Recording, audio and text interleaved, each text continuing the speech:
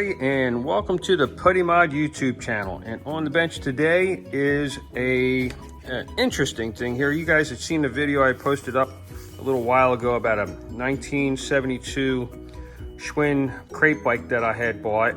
It's a pea picker. It's a 1 year only bike. It was the last year for the pea, the green color, and it was the first year for the rear disc brake option. And so it's kind of a special bike, a unique bike, I guess somewhat rare, nice bike. I bought it. It was pretty much, or is pretty much, a mess. We're going to see some more videos on that as I'm going to do a restoration on it. I decided to go ahead and restore the bike. And right now you're looking at the bottom side of an original pea seat. And there's some still photography in this video that you're going to see what this seat looked like before.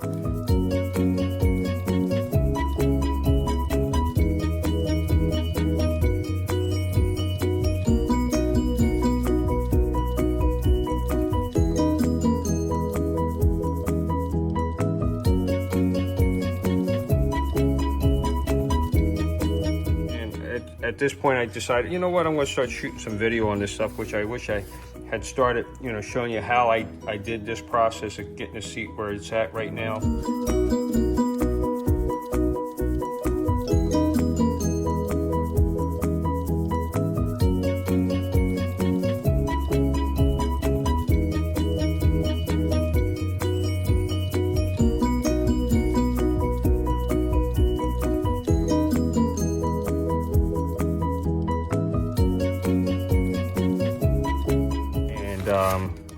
I'm going to go ahead and I'm going to unwrap it and show you the little bits that came with it, and tell you what I did. But anyway, you can see the finish that's on it now. This is exactly what it came from when it was brand new. It's kind of a satiny black color. You can see inside that is just raw metal on this inside pan. So this is like a two pan seat. So you have a pan and it sandwiches to another one. That's how it holds the material into place, and then it's locked in with these tabs here, tab here, and these what look like a rivet of some sort or something here. I did not take the seat completely apart. All I did was, because it's an original seat, you don't want to really mess with it. All I did was remove the rust, treat the rust, and put a fresh black finish on it so it's nice and clean. I managed to remove the original sticker that was on the bottom of this, telling you that was a one rider seat, because a lot of kids still, rode two people on a banana seat all day long. That's just the way it is. But anyway, this sticker will be put right back into place over this location right here is where it goes. And that's not a reproduction sticker. That is an original sticker. And there would have been another sticker here in this location, but that sticker was long gone, so I do not have it. This is what holds the seat post in place. This is original hardware. I cleaned it all up. I'm going to go ahead and put it back into place here. This was the reflector that was on it. It's got some writing on there. I forget what it said. I guess safe 60, looks like something like that. I polished it up. It looks pretty good. On the back, there's some writing on it as well. It doesn't say Schwinn on it anywhere, but this was the reflector that was on it when the bike was found, and it was a very original bike, or is a very original bike.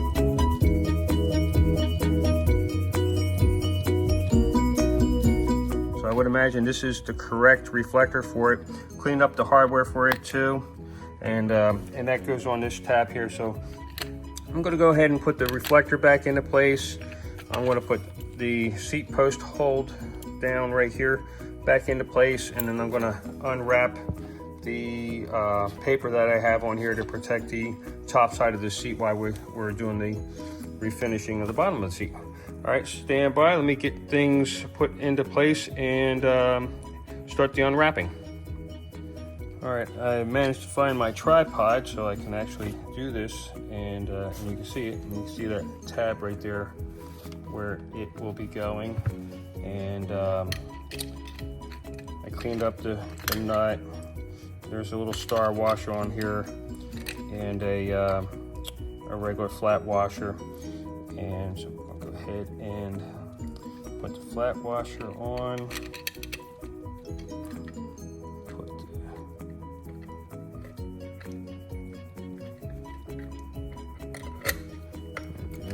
Looks like it's about right. Alright, that's cool. And go ahead and put the rest of the washer and the nut into place. I'll go ahead and get the lettering lined up nice. Our reflector is in place now, looks real good. And next thing we're going to do is put the seat post holder here in place. And you have these two are washers that go on the inside, and they allow this to pivot and move up and down. The reason why that is because the sissy bar on this bike has shocks on it, so it allows that seat to have a suspension and go up and down, so you have to have a pivot point. So that's why these washers are the way they are. They go inside on here, and then you go ahead and get this put into place here, and we'll slide the bolt in.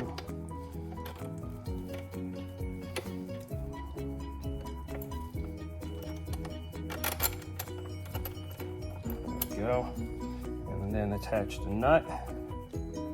Let's see which side. Okay, that looks good like that. And we'll just leave that loose for when we go ahead and put it back on the bike. Now I'll go ahead and I'll take the paper off here, and you guys can see what the seat looks like. I'll apply this sticker. I don't have the glue that I need to put this sticker back into place. I have to do it another time, so I'm going to go ahead and get the glue so I can properly install that sticker and put it right back where I found it at. It'll be good for another 50 years. Some of this other hardware you see on the bench here is stuff that I cleaned up for the chain guard, for the rear fender. You're going to start seeing those parts here in the next coming videos. Each piece I'm taking off the bike, you know, cleaning it up, restoring it, and getting it back into, you know, nice condition. I'm going to try not to replace too many things, only if I have to. It's kind of like the Camaro. I'm going to do things like I did with the Camaro, which is fix what I have, replace only what I have to, and replace with another original, you know, piece. So when I put this bike together, it is absolutely correct. And the hardware, oh, it's very difficult. A lot of the hardware has been pretty hard to find. They make reproduction stuff, but I really don't want to do that unless, you know, you have to. But so far, you know, with the time that it's going to take me to do this bike, I'll just be patient and hold out until I actually come across, you know, the actual original hardware. And because there was a lot of things missing on this bike. And so I have to hunt all that stuff down. But like I said, it's everything I'm hunting down is going to be original stuff that's been used. You just have to kind of clean it up and put it back on the bike. And I have to repaint the bike because it's the wrong green on that bike. And so I want to make sure I get the right campus green color, which is a candy color green. So it will have a new paint job just like the Camaro does, but the Camaro has all original parts on it, and the stuff that 90% of everything that was on the car as I found it, I restored and put back on that car, and the bike is going to be the same way. So it'll have a beautiful paint job, but it'll have you know, a patina about the bike everywhere, as everything's going to be 50 years old on it. Yeah, it's coming off good. And it's a green glitter seat. This is a fairly rare little item I'm undressing here. Finding an original banana seat from a kid's bike this old in this condition is pretty much unheard of. I mean, especially in this color, this pea color.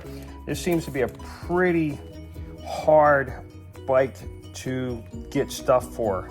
The orange one and the yellow one, the lemon peeler and the orange crate, much easier finding stuff for it. They were more popular colors, I would imagine, or they, you just made a lot more of that color. Whereas this green, not so much.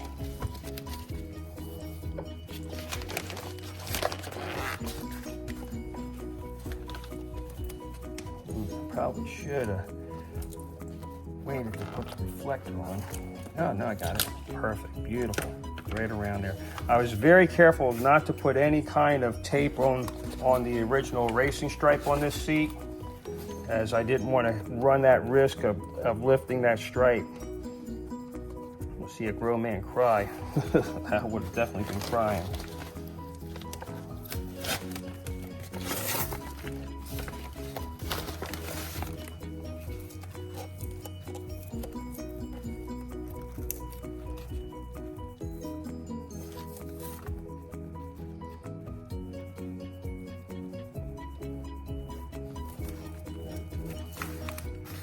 Took a long time. I've had to tape it a couple of times for different